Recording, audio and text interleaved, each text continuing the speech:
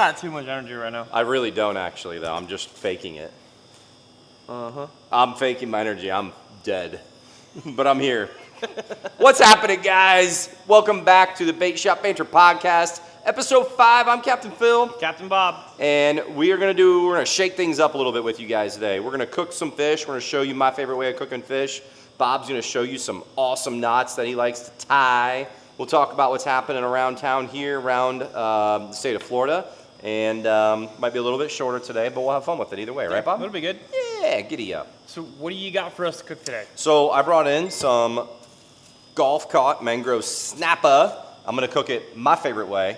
My pan's heating up right now. We like a lot of heat going on in our non-stick pan. Fried?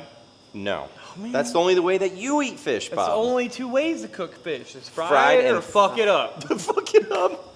Well, in that case, I'm going to teach you how to cook fuck it up fish today.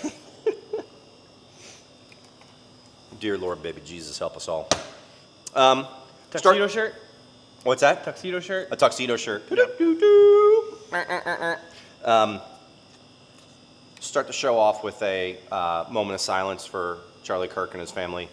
God rest your soul. We appreciate everything you did, and we know we'll carry your legacy on. So, cheers. Okay, enough with the sad stuff. Let's move on to fish. When people ask me on the boat, common question I get asked is, how do you like your fish cooked? My answer is blacken. But what people don't quite understand is, what does blacken mean? So, today, we're going to teach people about blacken. Oh boy. Oh boy, which is not fried. So, what is there's a guy on the internet, he does a video, he goes, don't fuck it up. You ever seen this guy? He's the best cooking videos you'll ever see. Okay, so don't fuck it up. Get fresh snapper, don't freeze it. There, right? Yeah, but you already fucked it up. Right. Because I'm not frying it. No, you froze it. No, it's fresh. All right, so I got my own blackened seasoning. I'm missing a label on this one since I don't have my labels made yet. But this is homemade blackened seasoning. Essentially what blackened seasoning is smoked paprika. You got salt, pepper, some celery salt, garlic salt, onion powder. Did I say cayenne pepper yet? Cayenne pepper, just a little bit. Blackened isn't always hot. It is a spice that is flavorful. So we're not trying to burn our mouths off. We're just trying to get flavor on that fish, right? So our pan is about hot enough. So we'll start the cooking process right now. So what you want to do is you want to have some butter. I like butter. Typically, salted or unsalted? This is salted butter, which is fine. You just have to know that you're using salted butter so you don't oversalt your food when you're using salted butter. The other thing is I usually like to start with oil, but I didn't have any oil. Here I have butter, so we're going to do all butter cooking today, which is totally fine. So first thing that goes in the pan is some butter.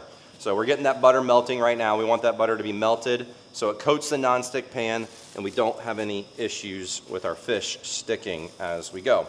Now we take out one of our beautiful fillets of fish here and get our blackened seasoning. What we want to do... Did you cut the bones out? Huh? Did you cut all the bones out? There's no bones in it, I promise. Generally coat that fish with your blackened seasoning. And you really want to go ham here. There's no such thing as too much. Half of this is going to fall off as soon as we put it in the pan. I really didn't do bad. Causing a ruckus? Yeah, it's okay. So we got our fish nice and coated. You can see it there. Beautiful blackened seasoning. It's already got salt and pepper in it. Our butter's melted in the pan. Oh, it's about to smell really good in here, Bob. I don't want you to freak out or nothing on me. So we got our butter boiling and bubbling right now. Can't talk. We take our fish, and you want to put your fish in the pan, blackened side down first, okay? So that's going to take a minute because I'm cooking on a frickin' hot plate over here. So while that is cooking, Bob's now going to talk about a knot because I'm going to go wash my fishy hands. All right, well, speaking of mangoes, all right, so what I like to do when I go mango fishing, and what a lot of the captains Should explain why we call it mango and not mangrove, because it's a Florida thing. Yeah, I don't know. When I go mangrove snapper fishing, I like to do what they call a double hook snell rig. Unfortunately, I don't have 2 big hooks here with me to show you. What we normally do is we'll take one end of our line. Actually, get this all set up a little better here for you. So if this is our hook, we're going to go in the eye of our hook typically and run it down the shank side. And then we're going to wrap it around 7 or 8 times. For intensive purposes, we're going to do it 4. and then we're gonna come out the back side of the hook. So what happens here is now I can actually tighten this knot down, and that hook's gonna sit just like there on the bottom. And then typically what I would do, since I don't have anything else to slide on there, I'm gonna take my next hook, and instead of going in the front of the eye, I'm gonna come in the back of the eye and slide it down my main line so it sits about 2 inches above, well, you get the idea, but 2 inches above my bottom hook. And we'll show you an actual picture of what one looks like at the end here. And that's how I like to mango fish. And then we do it on a Carolina style. So you got, about a foot or so after that to your swivel, and then you got your sinker and your bead, and whatever else you like to add on there. And what I like to do is I'll take my thread fins, you get a whole thread fin here, and you'll start right there at the butthole, pretty much. It's the best way to explain it. You're gonna cut on a 45-degree angle up the fish, so you get eyes and all the ribs in the cage. And then you have the tail section, which is pretty much the midsection of the fish, and the tail. And then you take your first hook and you hook it in the eyes, and you take your second hook. And what a lot of people do wrong here is when they put their second hook in, they don't fold the top one down 90 degrees. Okay. And what happens is when you fold it down 90 degrees and you put the second hook in at a 90-degree angle, when you stand it up, they sit perfect and they don't spin like a helicopter. Ah, because that's what ends up getting you all tangled up. Yeah, so when people bring them up, like, oh, I don't know what I did. It's like, well, you played helicopter. You remember like those old, well, they're not old. I mean, they're trees, but yeah, I was the younger. helicopter things. Yeah, I know what you're talking about. Seeds in there, you could open them up and stick them to your nose, call them rhinos. Yeah, and that's what happens to your bait. If you don't do it the right way, it'll spin on you all the way down to the bottom. So our fish is getting cooked here. We're getting some color on it. We're about ready to flip it. So one of the other really important tools is a good fish spatula. This one has been used and abused over the years. It's been used in restaurants and stuff. Somebody melted it, but I love this dang fish spatula. We don't just use it for fish at home. It works with eggs and everything else. It's just a nice sharp spatula, so it gets right underneath anything that sticks. They make a fish spatula? That's what this is. And did you know that a lot of times the right way to use it if your fish is sticking is upside down, because you can put pressure on it, scrape it right off. That's a fish spatula. You didn't know that, did you? Nope. Really? Yep. Okay, this is a fish spatula. These are badass because they're like super flexible. My spatula consists of 3 little lines, and I flip my egg. But even then, I don't even use that. I just flip my egg by flipping it in the pan. So we'll go ahead, and we're taking a look at this guy right here. He looks good. We're gonna go ahead and flip him as I just spatter butter all over my shirt. Fired. Once we get that fish flipped, what we want to do is add a big old nugget of butter in there, because now we're going to go ahead and start basting that fish. I'm going to go throw this away. I'll be right back. You can talk about another knot if you want. Oh, I'm about to.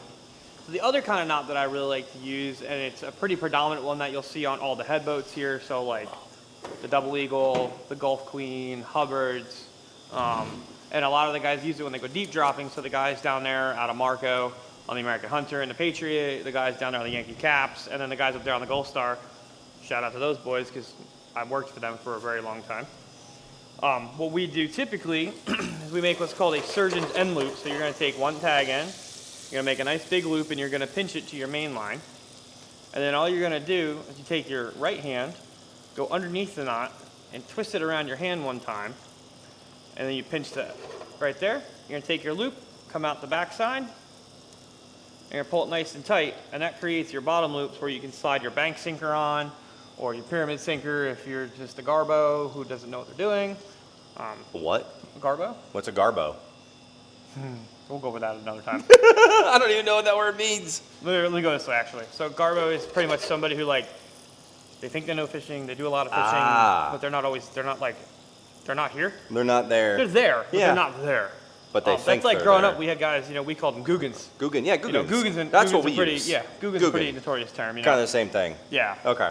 So what I like to do too, and a lot of guys don't do this, if I'm going deep dropping where I'm actually going to need to have that braking strength that's going to hold, I'll do a dropper loop. But a lot of the guys around here will sit here and they'll just take a knot and do the same thing, just make a bigger loop, same knot. But instead of going one time, they go 2 times through. Because when you go 2 times through it, it actually cinches it into place. But what a lot of people don't understand is when you're doing it with monofilament, and I can break it all the way up to 125 pounds, no problem with 2 hands, is if you grab both sides of it, if you get a big enough fish on, it's going to start backing out. Yep. And this is your breaking point. And 99% of the time, guess where it breaks? Right Top there. half of it. Top because half. that fish is pulling down on that bottom half. And then you lose your fish. My favorite knot to use if I'm going deep dropping, and I'm not gonna lie, I'm notorious for doing this when I'm around here chicken Oh, rigging. yeah. You know, when we're chicken rig fishing, it's for grunts, sea bass, porgies, you know, stuff like that. It's quick, it's easy, it's efficient, works. it keeps us fishing. I've You're caught not losing any time. plenty of, I mean, the other day we had a big barracuda, like that 40-pound Yeah, cuda was I caught mean- on a chicken rig with that knot. Yeah, it works. And it never slipped. Yeah. Now, if you're going for like these 50, 60-pound groupers or bigger, big amberjack a or big something like amberjack, that, I like mean, a you're 100-pound gonna break amberjack, that's not going to work. No. And we all understand that. Yeah, and the other knot I like to do is called a dropper loop. Now, unfortunately, my nickname is Captain Gummy, and it's really hard for me to do dropper loops nowadays. He had his teeth. I got no removed. teethers. Okay, I got no tooths. What I do is I take both sides of the line, and I crisscross to make an X. I make sure my loop doesn't get all knotted up here. Make a big loop, and then all I do is I take 2 fingers on one hand, and I switch it to 2 fingers on the other hand, and I just start rolling it 4 or 5 times. And all you're doing is rolling the knot. Once you get to about here, you're gonna let go of this hand, it'll hold. Or you can hold it, grab the bottom of your loop, shove it through the bottom of that loop, then you put it in your mouth. Tighten it down. Yep, when you get here, hold on, I'm not done yet. I'm just gonna hold it for you. Okay. When I get here, I always try to hold this, and I pull up on the loop, and you pull down and then in. What a lot of guys do is they'll just pull in, what makes that loop a lot smaller. Yeah, it does. And you want the bigger loop to keep the bait away from that main line, right? Or when you're trying to put your hook on. Yeah, because it's harder that way. You know, so what I like to do, like I said, you make your loop here, gonna wrap it a couple times, you're gonna take your loop and slide it back through. I'm gonna bite it, Pull down and then it out. keeps a big loop in there. That's nice. Yeah. That's a really nice loop right there. Good job, Bob. Back to the fish. Took our fish off. You saw me baste it a few times. I had a spoon here. We basted it with the butter. Now we have this beautiful butter in our pan that has plenty of blackened seasoning on it. We're going to put that back on the heat and crank the heat back up, and we're going to make an awesome sauce for this fish right now. So what I like to get is we got butter and heavy cream. If you want to add garlic or onions in the butter, you can do that right now to even make it a little bit, you know, higher level if you want. But just some heavy cream is going to go right in the pan with that hot butter. The one thing that I always tell people to watch out for is make sure you get a good brand of heavy cream that doesn't have carrageenan in it. Carrageenan will F your stomach up real bad. So we're going to go ahead and dump some heavy cream in the pan, right about there. Generously. Yeah, generously. And we're going to crank that bitch up to high because now she's going to reduce down. Give it a little stir. I don't have a whisk or anything, and it's not great to use a whisk on nonstick anyways. We can add some extra blackened seasoning in there to color it up a little bit, get you a little more flavor on there. Oh yeah, look at that go, baby. And we got good butter. This is Kerrygold butter. That's some of the best butter you can get. Trust me, I've tried all the butters, and I love me some Kerrygold. So that's starting to cook down for a quick second, and we're gonna add our final ingredient, which is a lime. You can use lemons. People with fish generally, I think, go overboard with the lemon flavor. I really love a lime. I'm a lime guy. Are you a lime guy? You like limes or whatever? I like Sprite. Yeah, okay. Fair enough. Listen, It's fine. listen, so unfortunately, we talked about this once before. There's a difference between Yankees and goddamn Yankees, and Yeah. I'm just a goddamn Yankee. Yeah. I never, like, I can cook food. I can cook some good barbecue and stuff like that, but I don't cook fish because I don't really eat it. Yeah, no, I totally get it. It's easier for me to take up there to Salt Cracker and go, here, cook this shit. I'm good to go. Or and take walk our out and go lime. home. You need some lime juice out of this. So to get the most juice out of your lime, the first thing you want to do is you want to press it like this and roll it. What it does, it breaks down all of the different pieces inside of that lime, and it makes it nice and squishy. So when I go to use it, it'll have a lot of juice. We use our classic Benchmade right there. Giddy up. You gotta love it. We're gonna put a little bit of lime juice right in this sauce. If you have a microplane, you can grate some of the lime zest in there too. That sauce is done. So we're just gonna add that juice in there. I don't think I can get, I might be able to with this. We're really working it now. Yeah. So you get a little lime zest in there. This is where you really start to have a lot of the fun flavors come out in your sauce, because blackened seasoning and limes really, really go well together. Now we got some of that in there. Actually, it's all right there. There we go. Whoop, boom, in there. We're gonna give that a little stir. Bang, bang, bang, bang. Look at that sauce, dude. You wanna try it? No. Really? Yeah, I'm good. This is gonna be so I'm good, good. bro. Oh my God. So you can take that sauce, you pour it right over top of your fish, as I miss it a little bit. And we have a beautiful golf caught snapper. You want to go over another knot? Go right ahead. I'm going to eat some snapper. Oh, shit. It's a little hot. Dude, you have to try a bite. No. Please. No. It's so fucking good. Oh, maybe, but not right now. Here, right here. No, I'm good. Yeah, dude. I'm going to get you a spoon. You can eat with a spoon. Oh, my goodness. Spoon-fed. Teen, well-fed. Anyway, if you don't know what that is, long story. The other knot I like to use a lot of the times, especially when I'm doing any kind of kingfish trolling, when I tie my swivels on, because we use really tiny swivels, especially when we're doing live bait. It's very hard to do a clinch knot sometimes to get that knot to actually cinch down the right way. Because when you're doing a clinch knot, it's wrapping around and you're pulling it tight. And with these swivels, I mean, they're no bigger than the size of your pinky nail. So what I like to do is they call it a uni knot, where you go through your swivel, in this case our scissors. Eat it. You're eating it. Tell me that's not amazing. That's fish. It's freaking good though, isn't it? That's money. There's a Money bone. in the bank. There's a bone. No, there's not. You're such a liar. There you go. Little fish right there. That's the best way to eat fish. It's Captain's favorite. That's the way you need to do it. It's Listen, fire. You want to know how much fish I don't really like? I ate it, but then I took a sip right away to wash it down. Anyway. But it was good though. No, it's good. I like the It's got sauce is good. great the fish flavor. I could care less about. Yeah, I get I put that. that over a chicken. Well, oh yeah, I mean, That'd be good that's with the chicken. beauty of that sauce. Or And, steak. like, It literally, depends. yeah, steak. Wait, that- let me rephrase that because they're steak people. No, that sauce can go on Like a anything. light It's steak. Yeah, it's butter, blackened seasoning, heavy cream, and lime juice. Like, this isn't rocket science here. This is a beautiful sauce. At that $42 price. at the restaurant. Yeah, $42 at the restaurant. Or you can go fishing with Bob and spend like $2,000 to get one. I'm just kidding. I'm totally messing with you, man. He's like, Catch a lot more than one, Phil. yeah, I know you catch more than one, Bob. Anyways, so what we do with our uni knot, we take our swivel, in this case our scissors, we're going to take our main line, we're going to run it through that, and we're just going to kind of let it dangle. What we're going to do now is we're going to take our tag end, which is the line that we put through, we're going to go about halfway down and we're going to pinch. And what we're going to do now is let go of our main line and take our tag end and fold it over again. And then what I do is I switch my hands, and now I have a tag end and a pinch. All I'm going to do is go around both lines, but not the third line, which is our tag. So we go around once. We're going to go around 2 times, 3 times. For this case, we'll just do 3. And then all you do is you pull your tag end nice and tight, and you want to make sure these don't fold over themselves. And then there's your uni knot. And then all you need to do now is pull your main line, and it cinches right down. And now you could just stab fill with, like, what's that thing called? A shuriken? The throwing thing that's attached to a string? Oh, Mersh Maka or whatever. I don't know what the hell they're called. Something weird. Yeah, it's something weird. Anyway, Don't stab me. why? Could be fun. Once it's tightened down, the other cool thing about uni knots, and a lot of the people that use them, sometimes they use them on their boat lines.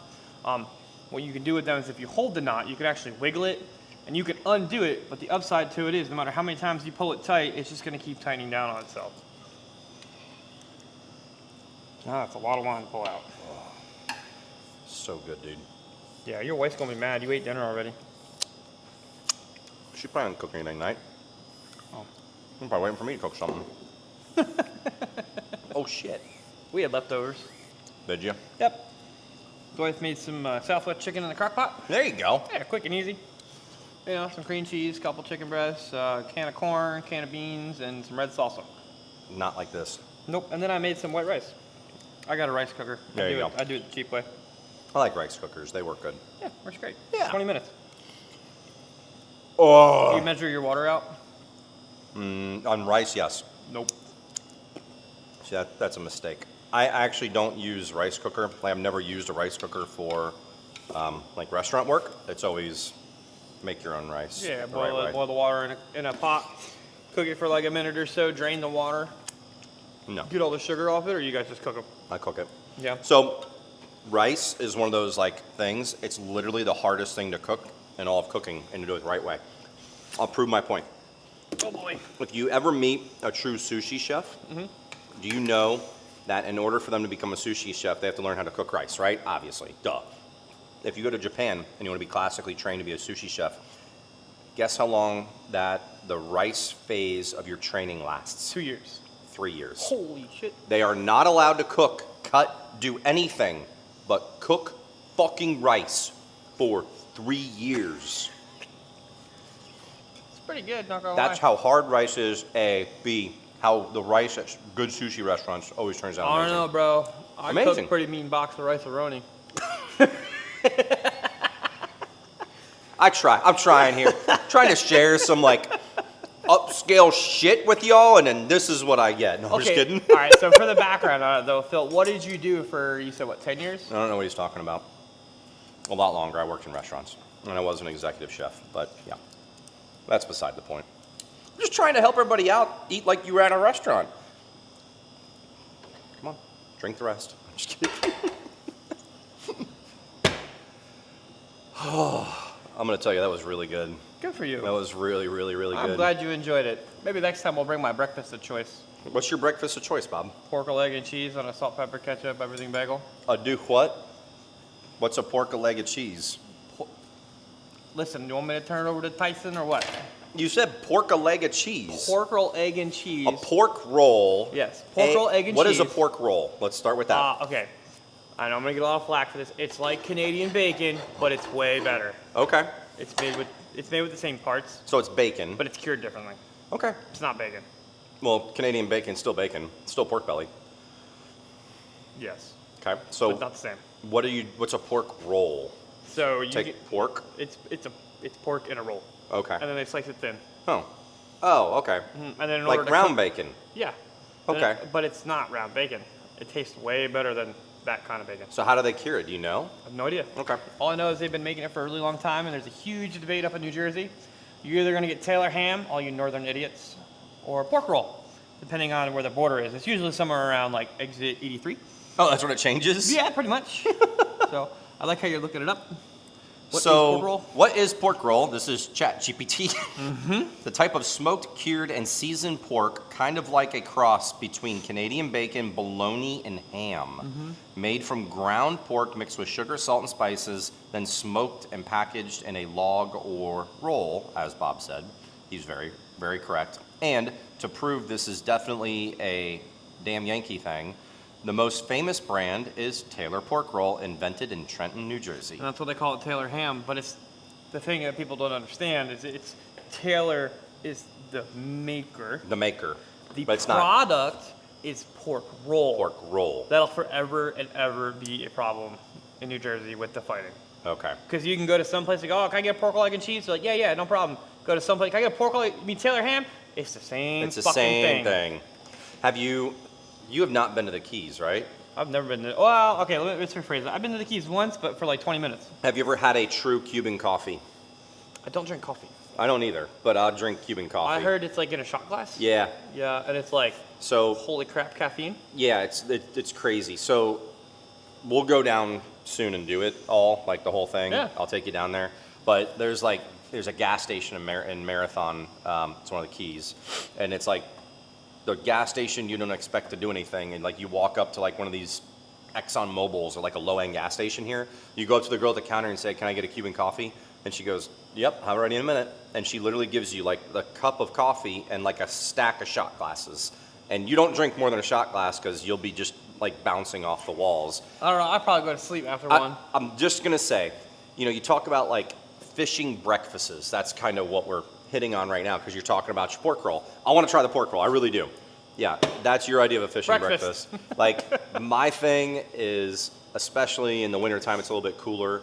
Like a Cuban coffee, the way that it just coats your throat and your stomach, there's nothing better in the world. So what they do is they have a boil over, and it's always Bustelo coffee, what is it called? A boil over. So it heats up, it boils up, the percolator, and then you pour it out, and it's like super thick. And then what you do is about the same amount of coffee, you put in cane sugar, and then you mix that all together, and it's literally like this sweetened shot of coffee, and it just sends pretty your cool. heart into these little jumpy happinesses. That might be a heart attack, I'm not sure, but it's like right there.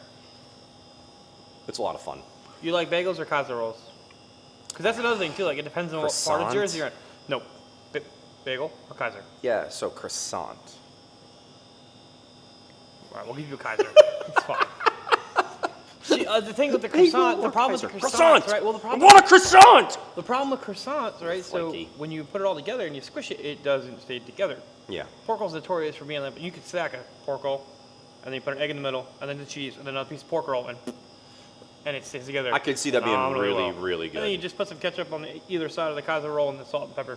Okay. You don't have to do the ketchup. A lot of people don't do the ketchup, but I do the ketchup. There's another breakfast that is known around here called the Fat Boy Breakfast. You heard about this?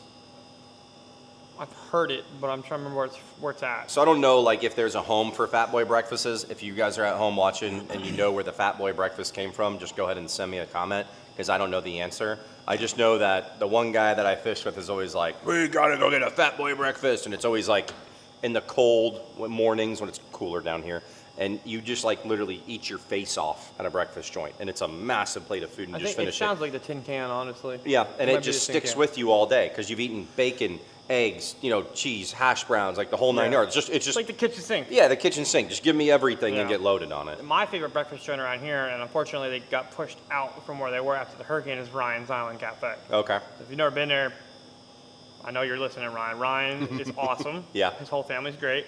The entire staff that worked there was absolutely crazy. They loved every minute to be in there, and That's he was awesome. probably the coolest boss. And they had phenomenal breakfast. It's tough around here when we go out and catch bait in the mornings, because I can smell like the hash browns being cooked. Dude, it's all the time. And we're just sitting there like, oh, Maggie Mays up the road here. Yeah. Like, you come back from catching bait in the morning and you're just smelling There's the a good onions. east wind. Oh my God, you got an east wind coming? Forget about it. The only thing you could think about is freaking hash browns. So the only other captain around here that I know that knows about a pork leg and cheese now keeps his boat right over here. He just bought Cameron out. Yeah, Jake. yeah. So anytime Jake or I will go back to New Jersey, boys. we'll go back Yeah. to Jersey. We come back with bagels. Now, I'll have to try and get some here. Okay. I got a couple other friends that come down periodically. Yeah. The difference between a Florida bagel and a Jersey bagel is the water. So is it more moist or less? More. So it's like soft. And it's squishy. Yeah, so I could do that. I could probably get into a little bit of a softer bagel. The closest I've found here, and this is going to sound absolutely horrible coming from my mouth, a toasted Einstein bagel is the squishiness of a Jersey bagel, but I don't really like the toast end of it. Yeah. But it's the closest I can find for squishiness. I've tried a couple of the bigger places around here, and I'm like, it's not Jersey It's bagel. not the same. It's not Yeah. the same. No, I totally get it. I mean, we all got things from back home that we like. Like dirty water dogs. You know what a dirty water dog is? No. Is that when my dog jumps in the water and he's You don't know what a dirty water dog is? No clue. It's a hot dog Okay. from a guy in the corner. We call them glizzies. On the golf course. Yeah. I was told about your golfing the other day with Rory. Yeah, I golf a little bit. How many balls did you lose? How many did you find? I usually don't lose more than maybe one around at the most. You ever find them? I don't look for them because my Oh. ball's never where people lose balls. Yeah, you find some. Yeah. Brian, he goes, when we go golfing, we don't care about how well we do. We care about how many balls we went in with and how many we come out with. Oh, God. He goes, if we go in with 5 and we come out with 20, that's a good day. Oh my God. I'll have On to go that golfing note. with you one of these times. I'm telling you right now, I'm going to suck. That's fine. I go with There's Rory. only He one sucks. kid. There's only one kid I can tell you that would go, and I know he'd actually do really, really well, and that would be Nathan Doobie. Okay. Literally, his last name is Doobie, Yeah. and he works for the Big Angler up there, and he is really good at golf. Yeah. Yeah, scary good. Okay. I'm not saying he's like professional level, but I know that like I've watched him play. I've seen his swing, and I'm like, damn, he knows what he's doing. That dude Me, can I'm like, golf. y'all, I'm lucky if I hit the ball. There you go. Baseball, on the other hand, I'll do all right. That's cool. I do like golf. Oh. I play a lot of golf this time of Did you year. hear that they reopened scalloping? Yeah, I saw that. So Yeah. they said the bacteria in the water went down, so they reopened scalloping, and I haven't heard of a lot of people going, but I did see at least one post from a friend who went up there and crushed it. And I'm like, cool, the scallops are still there, and they're doing they're good. still going to be there for a little while. I mean, the biggest thing with the bacteria, I think, is when the water gets too hot, obviously everything grows in the hot. Yep, and we've actually cooled off a little bit around here in the last it's couple like weeks. 79, Yeah. 80 degrees. We're getting I saw rain. redfish crashing everywhere the other morning. I tried to call you, but you weren't Oh. out. Yeah, I had like 30+ inch bull reds on a flat, and I just couldn't. My boat was sitting on the bottom, but Yeah. they wouldn't eat a chunk pinfish. They wouldn't eat a live pinfish. Wouldn't eat a live whitebait. Wouldn't eat a thready. Wouldn't eat a chunk mullet. They wouldn't eat nothing. I was like, man, I need a topwater. Funny story, somebody I know had the same experience a few days ago. Yeah. Yeah. Was it Those Kevin? redfish aren't biting. No. Okay, good, because Kevin was right next to me, and we're like, What do you do?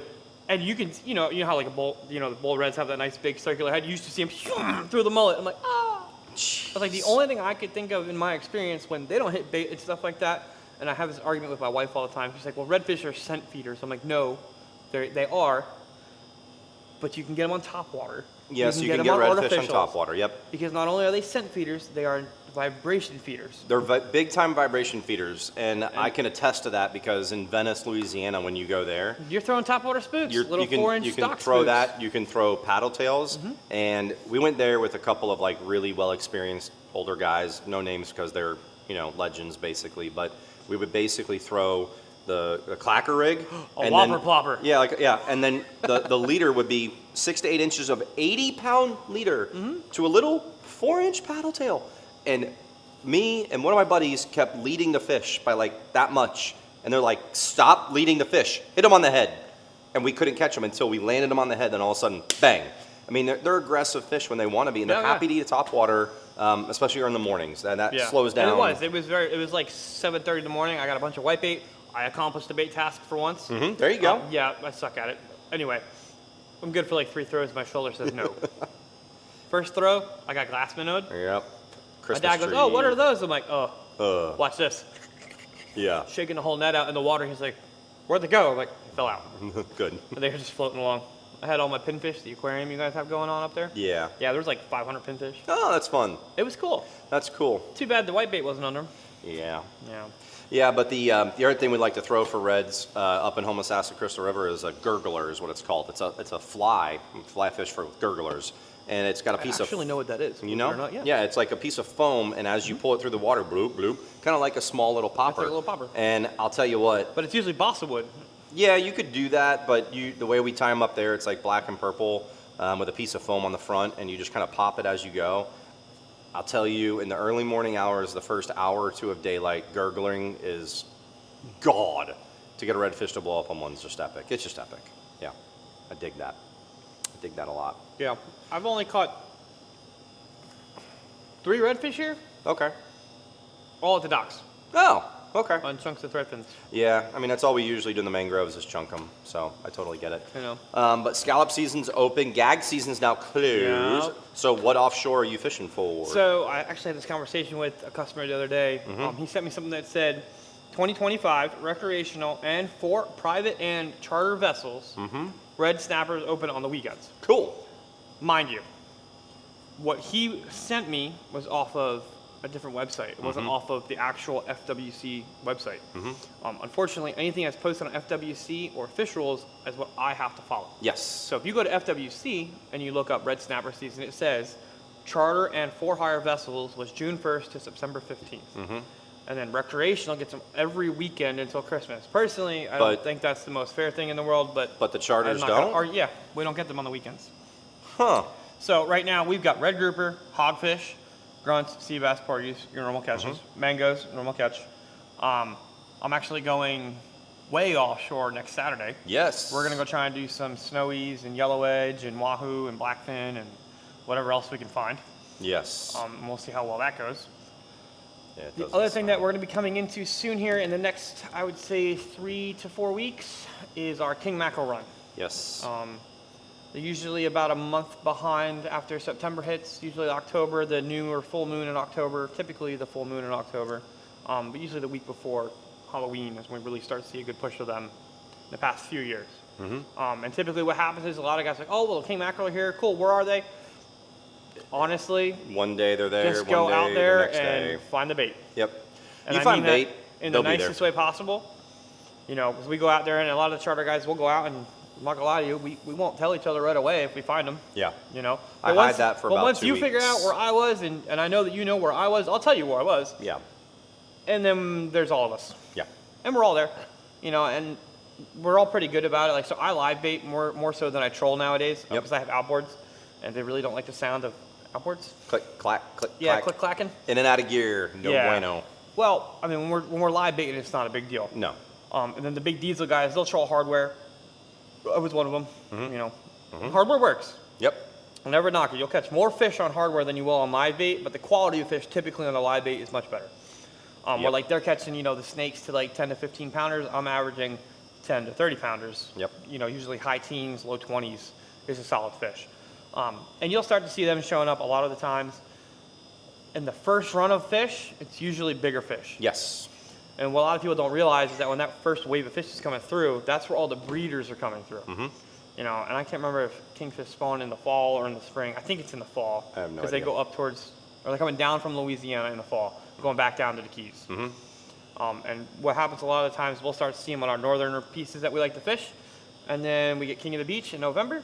But by then, you know, everybody and their mother knows where all the fish are, and you know, the guys down there in Tampa Bay fishing the shipping lanes and all that stuff, they get some big ones too. Yep. With their downriggers. I have a downrigger. I've never used it. Well, I've used it once. I know that. I caught a feeling. lizardfish. There you go. Which is great. But, yeah, I mean, we got kingfish coming in. Hogfish has been doing pretty good. I do wish that they would fix the regulation for the hogfish, but we'll talk about that at a different point. Yep. We went out the other day and we got 40 something and no keepers. Yep. So It's 40 fish and no keepers. yeah, Guys, it's ridiculous. We got a And they're all problem. half We got a inch- problem. Half inch short. Oh, or quarter inch short. And they float away. How's Inshore going? Bite's been really good with Spanish mackerel on the nearshore reefs. The snappers are starting to bite pretty good too on those reefs, so we're getting some mangroves in. It's really nice to see. Any nice sizes of them? Yes. Yeah, I've caught a couple, like, you know, 15, 16 inches? yeah. Solid yeah, one on light yeah, tackle. Yeah, you know. solid on light tackle. So remember here on the Gulf Coast of Florida, inside of 9 miles is state waters. That means your mangrove snapper limits are 10 inches and above. Where 5 at 10, right? Yeah, 5 at 10. I get 10 at and 12. Once you get past 9 miles, you have to have 12-inch mangrove snappers. So different water, different regulations. But for us inshore guys, you know, I like to target those 12 to 16-inch fish if we can find them.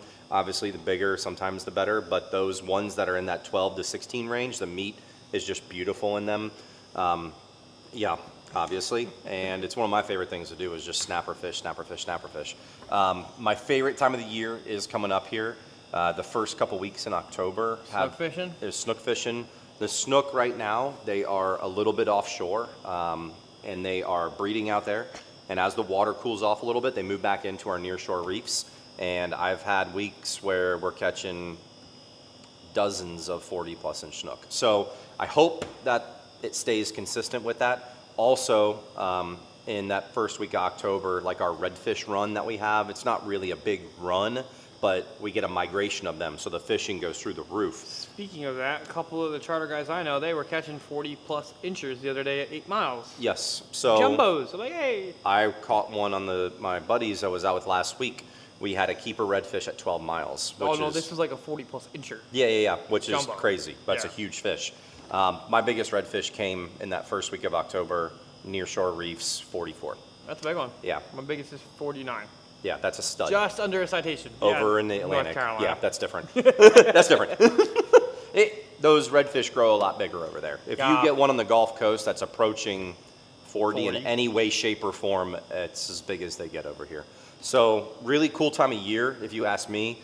The thing that everybody asks me is always like, what's your favorite time of year to fish? It's always October. I love October. I think October has some of the best fishing here. If you get later into October and those king mackerel are here, in the same day you can go get an inshore slam with all studs, and then you can go get some kings. I mean, how much more fun is it than that? Yeah, I mean, I agree with you. You know, our 6-hour trip this time of year is perfect because what we can do is we usually do a little bit of trolling for Spanish mackerel and Yeah. kings. And then we blast out, 15, 16 miles and go do some hog fishing and sea Yeah. bass. And, when the water's cooling off like Those this, hogs start coming in a they'll little bit come in a closer little too. closer, but Yep. you also get a chance to catch and keep a red grouper on a 5 or 6-hour trip. Yes. It's not often that it happens, but we do get them, and they're usually 22, 23 inches, so like a nice dinner Perfect. size. Nice and dinner with size red fish, grouper yep. being open till the end of the year this year, you can actually keep them.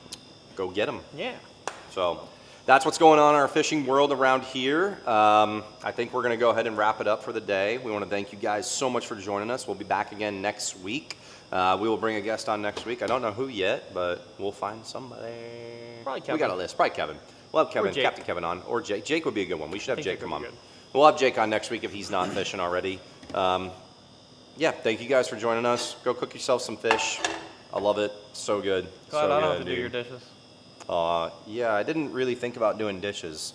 Here, I gotta take these home. Maybe I messed up. Got a hose. Oh, good plan.